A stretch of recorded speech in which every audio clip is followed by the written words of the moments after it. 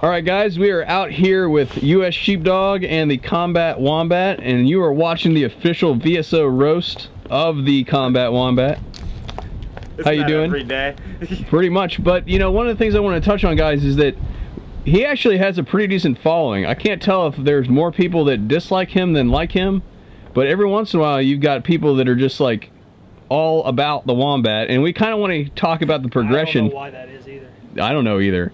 But we kind of want to talk about the progression of you coming out here as a new shooter, your mentalities, and how they've changed to where you are today.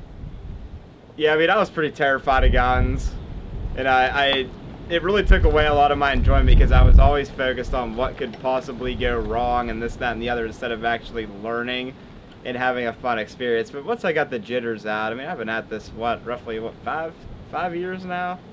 I think is about the time frame, and it's really become just a great hobby for me. I get a lot of enjoyment out of it. I don't have a whole lot of spare time in my personal life, and pretty much a lot of spare time I spend out here, and I wouldn't rather be doing anything else. So it's definitely grown as a hobby a lot, and yeah, that's pretty much what I had to say about it. Yeah. As far as Sheepdog, you've been here kind of. You kind of showed up halfway through, Wombat's progression in this team. Could you remark what you saw then versus what you see now, kind of differences? Position we're maneuvering from. I'm not looking to shoot somebody like this because they can always stay back. Now, let that foot come out till it meets mine. Right there, okay? That's about as far as you want to step. All right, especially again, when we went there you to go. different schools Just like that, keep and it different facilities for training, and he got a chance to learn from very experienced individuals.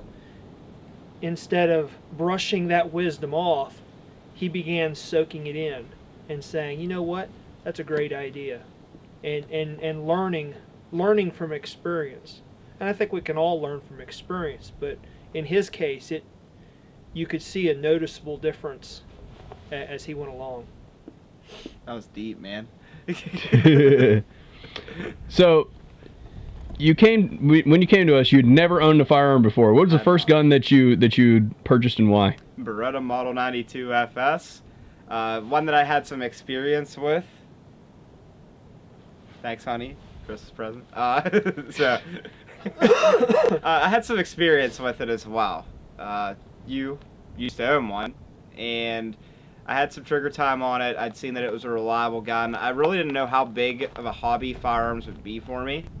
So what I kind of decided is, what can I get that I can just own and keep safely and protect myself?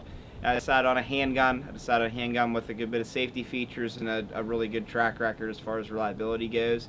And that gun's definitely lived up to that for me. It's been a fantastic gun, but I have broadened my horizons a lot. I tend to actually go out and shoot a lot more little plastic striker fire guns like the 7P now.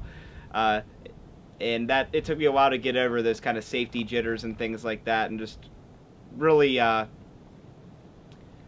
understand that the basic 4 rules of firearm safety, if you follow them, are enough to take care of you. And once I really got those drilled into my head and practiced those, I was comfortable to broaden my horizons as far as the kinds of firearms that I used. But that old Beretta still does go on the nightstand every night. Yeah, that's pretty much what went on as far as my little Beretta history goes. So right after that, after you did the Beretta, what did you go into next? Oh, I had an AR-15 built probably about 6 months after that. I might own one gun and go out and shoot with the guys once in a while, just to shoot one gun. Didn't last too long. So if I remember correctly, though, that AR-15 was really heavy. It's a pretty heavy gun. It weighs like 11 pounds. it does, unloaded. It's a pretty heavy gun. I got like an 11-pound AR, 6-pound AR, a few other gadgets and gizmos floating around the safe at home. Yeah, at least for those 2 guns that I put on the channel a lot, pretty broad spectrum as far as weight goes. As far as like your mentality on guns and gun ownership before you came here versus how it is now, like how do you view gun ownership?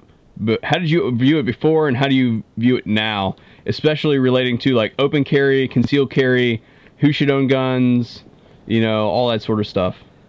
Well, threw out like 18 questions out there. As far as my prior conception of guns and gun owners, I really didn't see much reason for them, and that was when I was younger, before I'd really been out on my own in the real world for a while. I just didn't, you know, I grew up in a really nice neighborhood, things like that. I just didn't see a reason for you to need to have all that stuff around to protect yourself.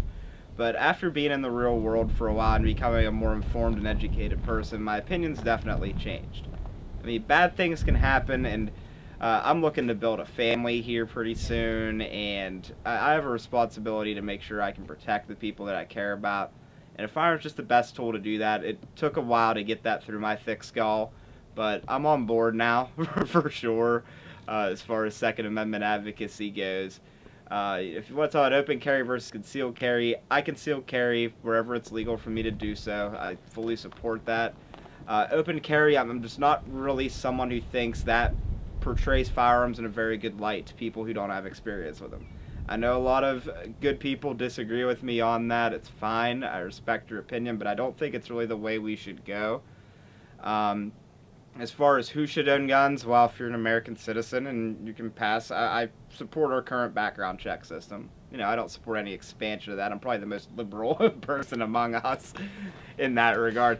I don't think we need any new gun laws or any other restrictions on our rights. And I do support things like training for concealed carry. I would rather have less people out there carrying, you know, alongside me that have had some level of training and competency evaluation, rather than any gun owner being legally allowed to just go take their gun and conceal it, open carry it wherever. I do support training requirements for that kind of thing. And once again, it's just one of those things that I think when you have an educated group of people out there concealed carrying, it just portrays us all in a better light and really gives us maybe some pretty good backing against those who want to take our rights away. We can go out and we can say, look, these people have been trained and proven their competence. And that's why I am pretty strongly in favor of the training requirements, things that are in place for concealed carry. That the state of Ohio that I live in has really, I would say, one of the more strict training requirements, and I'm okay with that. I went through it. It did cost me a little bit of time and money, but I definitely came out of that a more educated gun owner and a more responsible person that was aware of the laws and things like that before I started going out concealed carrying. So as far as my opinion on that, I know a lot of people disagree, and you know, I'm not trying to ruffle anybody's feathers here, but I think it was a pretty appropriate and reasonable system for doing things. Do you agree with the recent changes to Ohio's firearms laws that say that you can, that support the purchase of firearms by concealed carry owners by a presentation of their permit? Yeah, I'm completely fine with that. And the other things that were included in there, the lifting and magazine capacity restrictions, I don't really support any restriction on the type of weapon you can own. I think that the NFA could be repealed completely. You know, there's a lot of gun laws out there that I think we really don't need at all and don't do anything except restrict rights unnecessarily. If I remember this correctly, though, we did drop the training requirement time frame from 12 to 8 hours. I think if we wanted to encourage more people to conceal carry, it may be better to, instead of diminish the quality or quantity of training they have to have, maybe we could lower the fees for those kinds of things, or extend the re-registration period, that kind of stuff, to make it easier for Ohioans to conceal carry. I don't think that less training is necessarily the best route to go if you want to make concealed carry more accessible to people. That's my opinion. I think there have been better routes to encourage more concealed carry in Ohio than doing that. And I'll probably get butchered on the internet for saying it. But so you do not support constitutional carry at all? There's a lot of places that see, I've seen a small part of the country. You know, there's a lot of places that probably works just fine. Where we live, it's not a particularly urban environment, but it's not extremely rural either. There's a lot of people around, that kinds of thing. I would rather, you know, when you go out to Wyoming or something like that, where there's one person every 50 miles and everybody's got guns already, it makes sense in those places. I can understand it. A lot of places are just different, and I don't like one-size-fits-all approaches for that kind of thing. That's how I see it. I think that individual states can craft their own methods that are appropriate for their particular situation. That's how I see it. I would say that a constitutional carry is probably not appropriate for Ohio. That'd be my take on it. Even though it's currently on the docket of duly. It is, and you know, they pass it, it's great. I'll still prefer to concealed carry my firearm rather than open carry it. I don't want to alarm people or give myself away to a potential threat, that kind of thing. So I would still concealed carry even if it was legal to open carry. All right, well, last question. As far as, you know, we know what you've been working with so far. What does the coming year look for you as far as, you know, gun builds, gun purchases? A lot of plans. A lot of plans in the works. We're going to do a couple little more touch-ups on the M&P. Don't really have any major gear purchases planned, at least at this time. But I am going to be building a long-range bolt gun. I have a lot of ideas out there for what I want to do with it. And we're going to be trying to accomplish something that I can use to hit a target at 1,000 meters consistently. So we've got our work cut out for us there as far as what type of firearm we want to get built. But I think that there's going to be some pretty exciting things coming down the pipeline there. Definitely with that long-range bolt gun, I think that's something that a lot of people should be looking forward to. All right. It's going to be a beast. Last, and Sheepdog, to close it out, if you could say, as a teammate here at VSO, if you could speak on the things that Wombat brings to the table as far as somebody we work with on a regular basis, what kind of things do you rely on Wombat to do?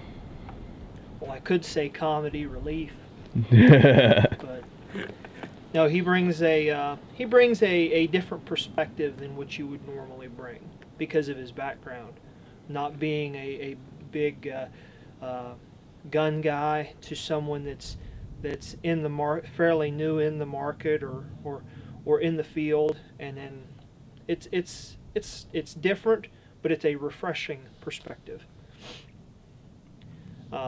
There is one thing that comes to mind. Whenever he decides on purchasing something, he does his own research, or he's always open to different types of training.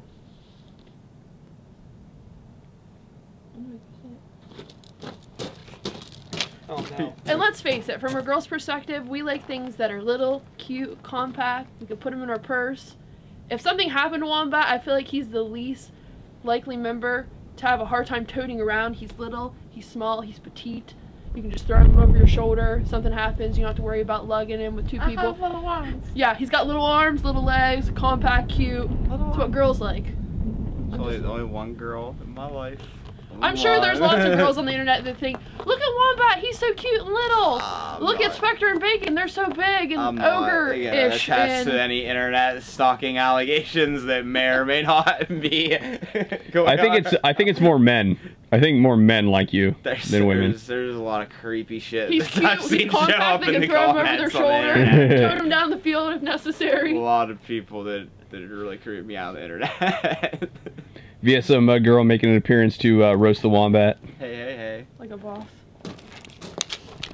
So guys, if you guys have any specific questions for Wombat, you can go ahead and post them in the comments below. And I'm sure that he's going to get plenty of traffic on his derogatory comments. Yeah. Oh, you're not a true patriot. And if anybody